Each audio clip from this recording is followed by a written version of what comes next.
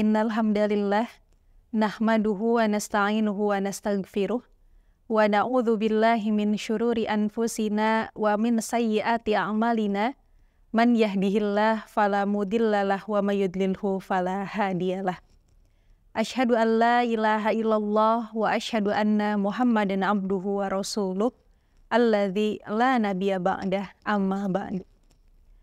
Alhamdulillah, puji dan syukur kita panjatkan kehadirat Allah Subhanahu wa Ta'ala atas limpahan nikmat yang begitu banyak kepada kita. Mudah-mudahan kita semua termasuk hamba-Nya yang senantiasa bersyukur. Di antara kesyukuran yang harus paling kita syukuri hari ini, di antaranya adalah Allah Subhanahu wa Ta'ala memberikan kesempatan kita untuk bisa bertemu dengan bulan Ramadan. Mudah-mudahan kita pun termasuk hamba-hamba Allah yang senantiasa memaksimalkan ibadah dan amal solih sehingga derajat takwa bisa kita sama-sama dapatkan. Hadirin ikhwatu iman rahimakumullah, pada kesempatan yang baik ini kita akan sama-sama membahas satu tema yang sangat penting, yaitu seputar amalan yang dianjurkan bagi wanita haid di bulan Ramadan. Bulan Ramadan ini merupakan bulan yang begitu dinanti kehadirannya. Bahkan kehadirannya selalu dirindukan. Bahkan jika diibaratkan, kehadiran Ramadan itu ibaratnya seperti oasis spiritual yang begitu menyegarkan ya. Di tengah hiruk pikuk kesibukan duniawi yang tiada hentinya. Maka Ramadan begitu istimewa. Di antara keistimewaan Ramadan adalah dengan adanya kewajiban saum. Sebagaimana Allah Subhanahu wa Ta'ala berfirman di dalam Quran surat Al-Baqarah ayat 183. Ayatnya sudah sama-sama kita hafal. Allah Subhanahu wa Ta'ala berfirman, A'udzubillahi minasyaitonirrajim. Ya ayyuhallazina amanu kutiba alaikumus siyam kama kutiba alal ladzina min qablikum la'allakum tattaqun. Wahai orang-orang yang beriman, telah diwajibkan kepadamu ibadah saum sebagaimana telah diwajibkan kepada orang-orang sebelum kamu agar kamu bertakwa. Nah, maka keistimewaan inilah kemudian yang menjadikan setiap muslim dan muslimah ingin memanfaatkan Ramadan sebaik mungkin dengan ibadah, dengan amal solih, dan dengan segala yang bisa diupayakan yang terbaik. Nah, hadirin ikhwatu iman rahimakumullah. Nah, karena Ramadan begitu istimewa, maka dalam hal ini adalah bagi muslimah ya, di mana merupakan qadratullah atau merupakan ketetapan Allah, bahwa setiap bulannya, nah, seorang wanita itu selalu sampai kepada siklus haid ya, di mana haid ini kemudian melahirkan konsekuensi hukum yang berubah. Nah, namun kadangkala banyak muslimah di antara kita ya, yang ketika datangnya haid di bulan Ramadan itu ada sedikit penyesalan di dalam hatinya, ada ketidakgembiraan di dalam hatinya, nah bahkan ada perasaan bahwa haid itu mengganggu ya keoptimalan ibadah Ramadan. Bahkan sampai ada yang kemudian mencoba untuk meminum obat penahan haid ya, di mana kemudian para ulama sudah bersepakat akan ketidakbolehannya. Nah, lantas kalau kita berbicara perihal haid, kita bisa menemukan di dalam Al-Quran, di antaranya di dalam Quran surat Al-Baqarah ayat 222, Allah Subhanahu wa Ta'ala berfirman, wa yas'alunaka 'anil mahid qul huwa adza fa'tazilun nisaa fil mahid wa la taqrabuhunna hatta yathurna. Allah Subhanahu wa Ta'ala berfirman bahwa haid itu adalah adza ya, suatu kotoran. Nah, di mana ketika seorang perempuan haid, fa'tazilun nisa, maka hendaklah kamu menjauhkan diri dari wanita. wala taqrabuhunna hatta yathurna, sehingga wanita atau perempuan tersebut kembali suci. Nah, selanjutnya kalau kita coba melihat haid di dalam hadis, itu banyak peristiwa-peristiwa yang pernah dialami oleh para sahabiyah, baik itu dalam satu peristiwa ataukah itu berupa pertanyaan. Di antaranya ada salah satu hadis yang disampaikan oleh sahabiyah yang bernama Fatimah binti Abi Habsyi, bertanya kepada Rasulullah terkait dengan haid. Kemudian Rasulullah menjawab bahwa haid itu adalah adamul haidu aswadu yu'rafu, bahwa darah haid itu adalah darah yang aswad, ya, berwarna merah pekat, yu'rafu, yang keluarnya itu diketahui. Makanya ada masa, ya, ada masanya.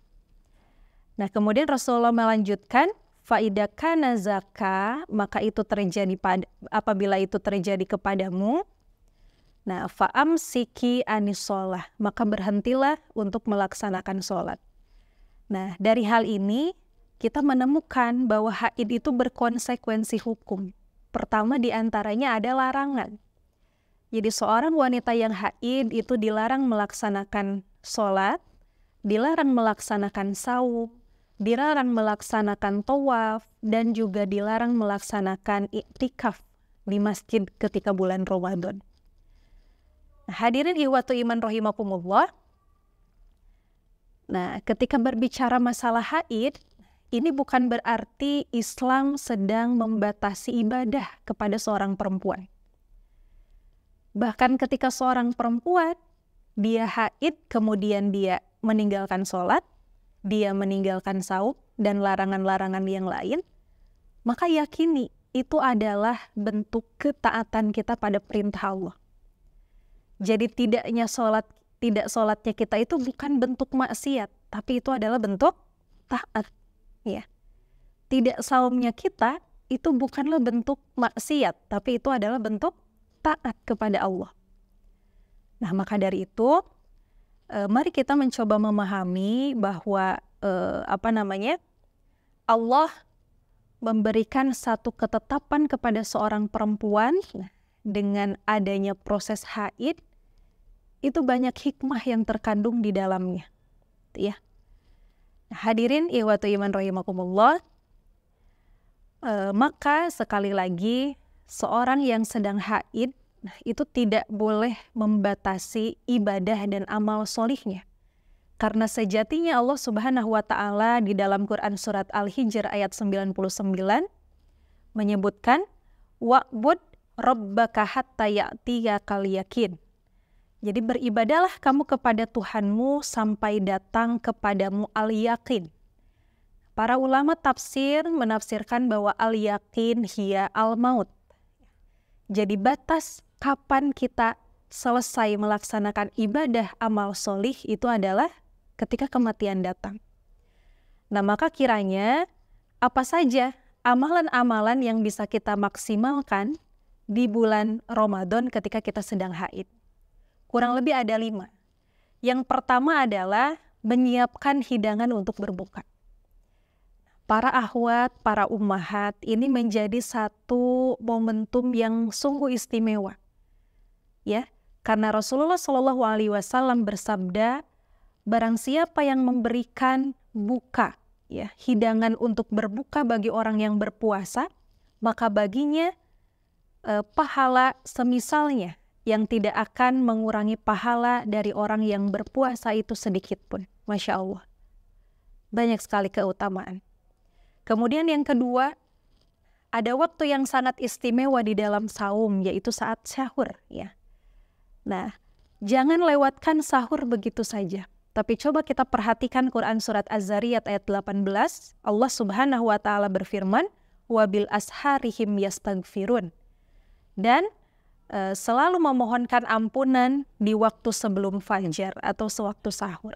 Maka sahur adalah bukan hanya aktivitas memasak dan menyediakan makanan saja, tapi sahur adalah waktu yang sangat baik untuk kita meminta ampun kepada Allah karena perintahnya Allah sendiri yang menyampaikan. Kemudian yang ketiga, saat bulan Ramadan, kemudian kita sedang haid, perbanyaklah doa. Ini sungguh istimewa sekali. Ayat tentang doa itu Allah selipkan di dalam tema ayat tentang saum. Jadi ayat tentang saum di dalam Quran itu dimulai dari ayat 183 sampai 187. Tapi di ayat 186 Allah menyelipkan satu ayat tentang doa. Nah, ini begitu luar biasa. Maka saum adalah waktunya kita berdoa. Karena saum adalah ibadah, maka doa yang makbul adalah doa yang ketika diucapkan pada saat kita sedang ibadah. Dalam hal ini adalah saum. Kemudian yang keempat, perbanyak tilawah Al-Quran. Kita mengetahui bahwa di ayat 185 Allah menegaskan Syahrul Ramadan alladzi unzila fihil Qur'an, bahwa bulan Ramadan itu adalah bulan diturunkannya Al-Quran. Maka perbanyaklah tilawah, tadabburi ayatnya, fahami tafsirnya, sehingga Ramadan menjadi momentum lebih dekatnya kita dengan Al-Quran. Nah, kemudian yang kelima itu adalah sedekah. Kita mengetahui bahwa dalam puasa Ramadan ini melatih kita untuk bisa lebih peka, melatih kesolihan sosial kita. Maka sedekah jangan pernah kita lewatkan. Setiap hari harus ada sedekah yang kita keluarkan, sedekah yang kita lakukan. Nah, sehingga sedekah ini adalah meliputi segala pemberian, ya. Kemudian diberikan kepada yang berhak menerimanya, tentu di luar kewajiban zakat yang sesuai dengan kemampuan orang yang memberi. Begitu indahnya ketika sedekah kita lakukan di bulan Ramadan, itu akan membuat gembira, akan membuat rasa solidaritas di antara sesama Islam, kaum muslimin itu terbangun.